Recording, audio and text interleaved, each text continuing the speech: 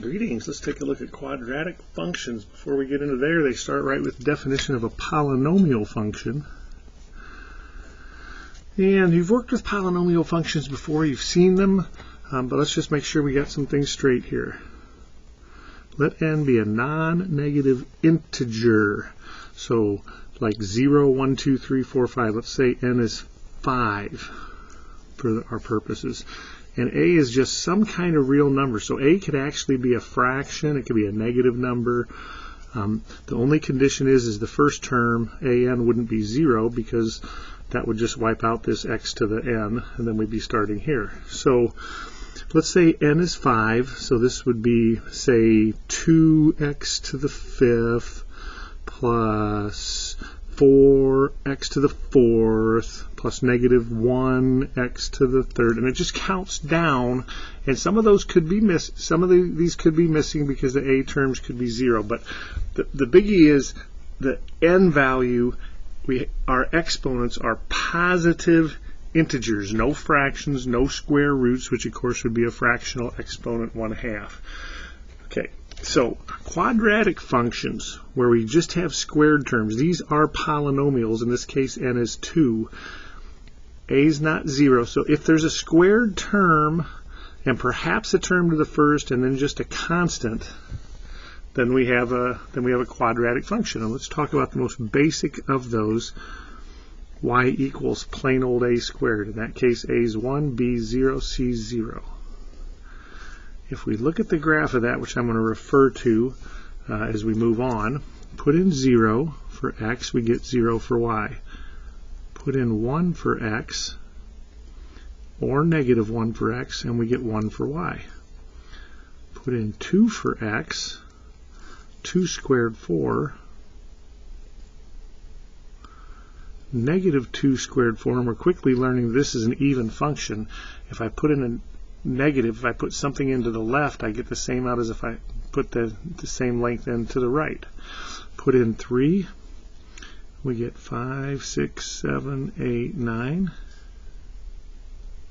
Put in negative 3, and we get 9. And the graph looks like this, and this is called a parabola. And we're going to specialize in it, but there's so much that we're going to build off of what we do with the graphs of parabolas. So we'll come back, we'll talk about that one in just a moment. Okay, standard form of a quadratic formula is going to be this form, and I call that the graphable, because when it's in that form, we should, with no calculation whatsoever, be able to create a very accurate graph of that, and we will be doing that shortly. So this is it. Let's see, the graph of f, the graph of the function is a parabola whose axis is the vertical line x equals h. Now in this case up here, this is y equals 1 times x minus 0 squared plus 0. So a is 1, h is 0, k is 0. So the vertical line x equals h, or x equals 0, right here is the axis of symmetry. And the vertex is at hk 0, 0. Yep, sure enough, there it is. When a is greater than 0, the parabola opens upward. When a is less than 0, it opens downward. And more importantly than that, this whole a is a post-function multiplier. It's going to make the graph taller or shorter, depending on its value, or upside down. It affects the height. This we're going to refer to as our standard parabola. Standard-sized parabolas occur when a is 1. So this is standard-sized parabola. So notice from, this is important for you. From the vertex, it's a huge time saver, and I haven't seen it taught in any textbooks at all. From the vertex, when we go to the right 1, we go up 1. Right 1, up 1. When we go to the right 2, we go up 4. Right 2, up 4. Right, or left 2, either way, up 4. If we go over 3, right or left, we're up 9. And from there you can see if we go over 4, we're up 16. If we go over 5, we're up 25. If we go over 10, we're up 100. If we go over 12, we're up 144. Pretty straightforward.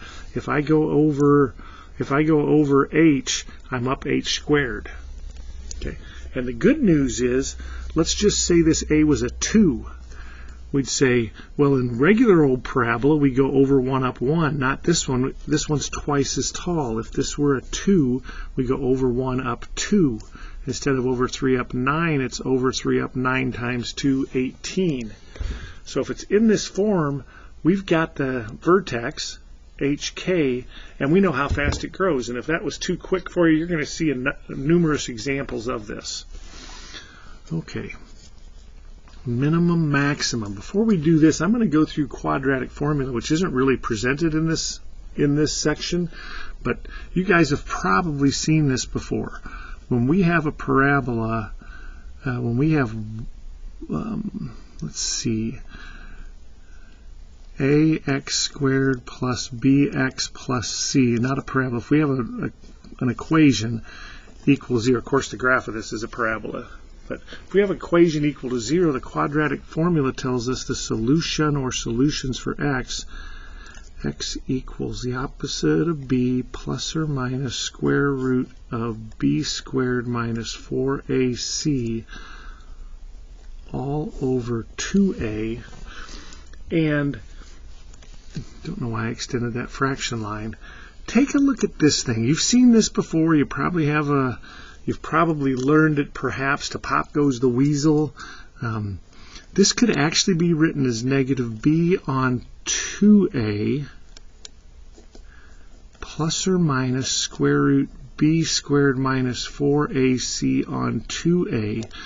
And each year I'll ask students, have they seen this before, that the vertex is located at negative b on 2a. This says that if a is positive, then the parabola is opening up. The minimum is located at the opposite of b on 2a. That would be negative b on 2a something. And if it's negative, if a is negative or upside down, we have a maximum at negative b on 2a. In other words, negative b on 2a is the x-coordinate of the vertex. And I'll ask people, have you seen that before? And eventually I can, we get convinced that yes, we've in fact seen this before, but we didn't remember it. And that's, of course, once again, we'll talk about, it falls apart because of memorization. Now, granted, we would have to memorize this formula, but we use it so often, I suspect many of you either already could have recited it or are aware that you used it so much that at one time you had it memorized. So now let's consider what this means. An x value, to get to an x value where the function's 0, to choose an x value that would make this 0, I go to negative b on 2a. Let's say that's over this way. And negative b on 2a could be positive. So let's say this is where negative b on 2a is. And then I go some distance to the right, let's just say 2 from there, and some distance to the left from there, and that gives me the places where the graph is 0. So that must be the axis of symmetry, and the graph might be going up, and the vertex must be at that negative b on 2a. So the quadratic formula tells us all of this, and once we understand that, this is one more thing we don't have to memorize.